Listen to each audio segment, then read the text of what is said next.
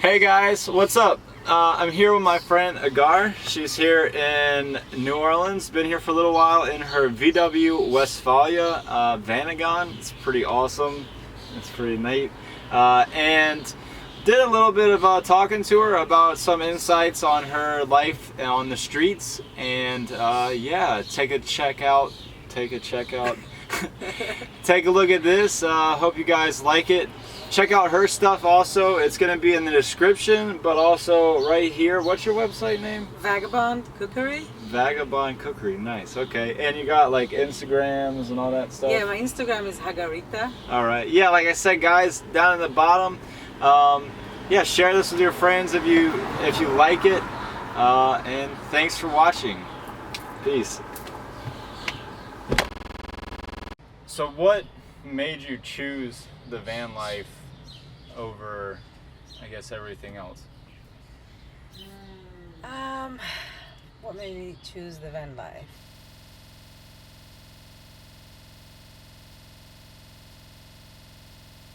I think the price of rent in New York City. Yeah. Mostly. Okay. I was at a point where I didn't want to live with roommates anymore. Yeah. But I couldn't afford not to. And then a friend showed me a picture of one of these vans I didn't even know they existed. I saw a picture with a popped up, and I was like, okay, this is what I need to get. This is what I need to get. Also, I think I've been traveling so much, and like traveling with a bag all the time kind of felt like I'm tired of unpacking and packing and living in other people's spaces, or like in different spaces. I want a space that is my own, but I don't necessarily want to stop traveling. Right. And so this was just kind of like the natural progression of it. Yeah. That's awesome. How long have you been living this lifestyle? Like, I bought the car in June last year. Okay, of 2015? Yeah. Okay. June 2015. And prior to that, what were you? Prior to that, I've been going back and forth between the Hamptons in New York, working in the summer, and then usually living a few months in New York, and then flying to Mexico and living in Mexico for a few months, and then coming back. It was kind of like 3.5 months in the Hampton, a few more months in New York, 4 to 5 months in Mexico, Right. and kind of back. But it was all done flying. So I bought it in June. I lived in it over the summer, and then I got really lucky when I was in New York, and I was blessed with this like space to live in. So I didn't live in it in New York City, but I left New York in December, and been driving around. That's awesome. Since December, yeah. So 4 months now. So what are your, not really immediate plans, but what are you having in store for what you want to do with your travels and stuff? Well, my all-time dream has been driving down to Patagonia, the tip of Argentina and Argentina and Chile. So that's like the grandeur. Before that, I think most likely at the end of the summer, drive from New York west, and then maybe drive south into Mexico from there. Yeah. And see what happens. That'd be awesome. Yeah. Yeah. But whatever it comes. Who knows? Yeah. Right. I didn't know I was going to be in New Orleans for 2.5 months. Right. So with that, okay, so what are your opinions about New Orleans so far? What do you? I like it. You like it a lot? Yeah. I mean, I've been hanging out here, having a good time. It's a little swampy for my liking. Yeah. I feel like I want something a little drier. But I really like it. I mean, it's a really fun city to be in, just to be around, and so much good food and happy people around, and music, and yeah, it's great. That's sweet. Yeah, because that's what a lot of people, they have, either they love it or hate it, you know, and so it's like there's a really big kind of, like a middle ground to be had that I think a lot of people miss out on. Like to learning how to like work with the city. Yeah. You know, because this city can do a lot of shit to people. It will mess you up. You know. Yeah, I think coming from 8 years in New York. Oh yeah, you're kind of. This is chill. This is super chill. It's small and it's like way laid back than New York. Yeah. Also, not having to pay rent makes life so much easier. A lot of freedom. Yeah. What so far was the most valuable / important thing that you've learned so far, like with this journey? In this journey? Yeah.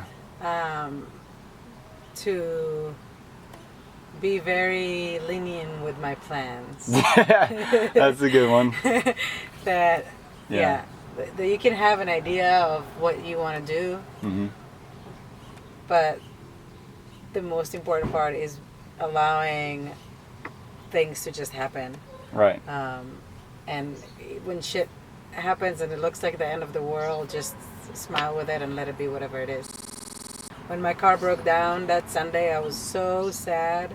I was like the end of the world for a day. Yeah. And then it turned into this beautiful 2.5 months of like loving it in New Orleans. Right. So that first week that you were here is because your truck was messed up, right? Yeah. Yeah. That's crazy. I mean, I was coming here. I wanted to be here for a minute, but I made plans to cross the border into Mexico 2 weeks later. I was gonna meet a friend at the border, or in San Antonio, in fact, and drive over the border together. Oh, okay. And yeah, that never happened. Right. So yeah, you know. Sometimes shit happens. Huh? Just let things be what they are and enjoy the journey. So, okay, so you say you traveled up from New York and stuff, but where are you from? Like, I guess originally.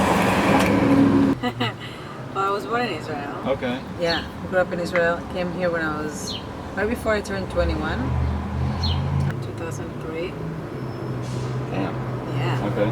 You were saying something, you did like your military service or something, because it's way different like than it is over here in the United States and stuff. In Israel, majority of people when they graduate high school, it's a mandatory military service for males, females. Right. Did that teach you anything about your independentness and stuff like that? Yeah, definitely. Yeah. I mean, it definitely toughens you up and make you more, I don't know. Not reliant more of anything. Yeah, adaptable, and I feel like more resilient in so many ways. Like, you know. For sure. So, a lot of people always ask is what you do for money. That's like a big topic in the world of the alternative lifestyle, because that's everybody's goal is I don't want to work for a boss, and everything like that. So, what have you done that's like helps you with your lifestyle that allows you to live it in the way that you don't have to? Where's your happy medium with your work life? Well, so I found that I enjoy the most when I cook for a living. That's the job that's been my like happy to do it all the time kind of thing. And I do different things. I cook for people in their homes, doing like small catering events. I cook in restaurants when that is what I need to do. Yeah. I've been really lucky with having a summer job that I constantly go back to, where I kind of cook full time for 14 weeks and then I'm free to do whatever I want. It's like a very seasonal thing, but yeah, I go around and I cook. People want to eat everywhere. Oh yeah, hungry people everywhere, and people are happy to pay money for good food. My dream of like long-term traveling situation will be to go around and cook at different spots, beautiful spots in nature, and just kind of have a set amount of seats where people buy into and come out for dinner in the middle of a forest and hang out and have a beautiful meal outside.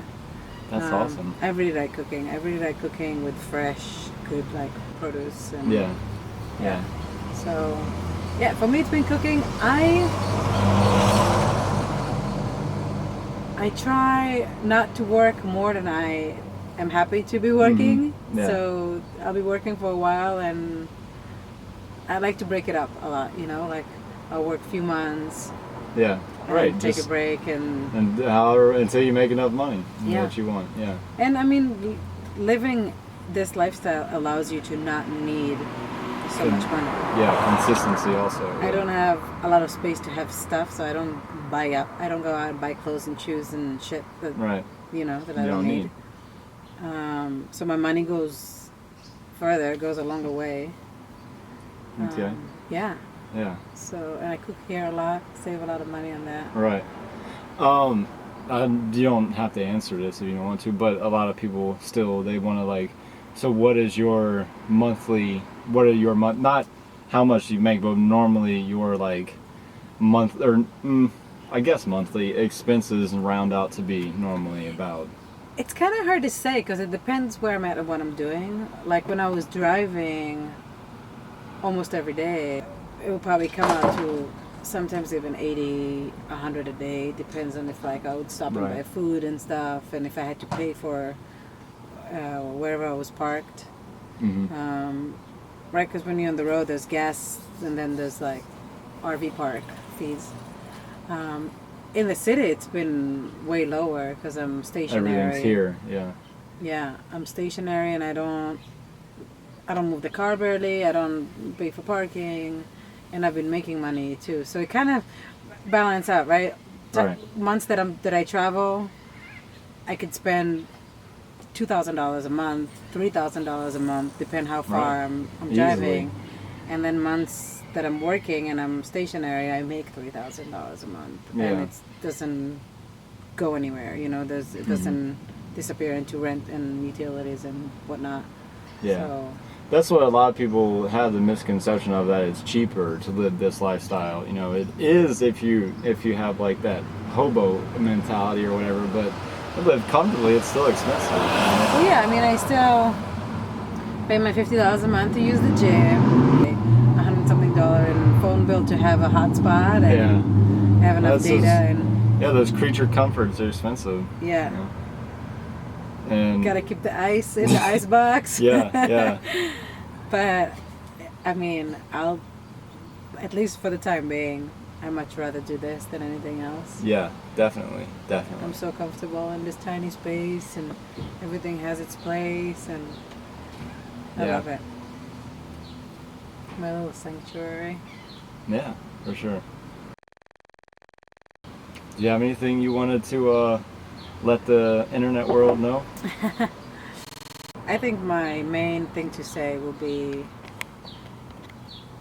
get rid of all your shit, buy a car that you can live in, and go do that thing that you always wanted to do, whether it's like drive to Yosemite or drive down to Brazil or go live on a beach somewhere. There's no guarantees that there's any more than right now, so just do it. Yeah.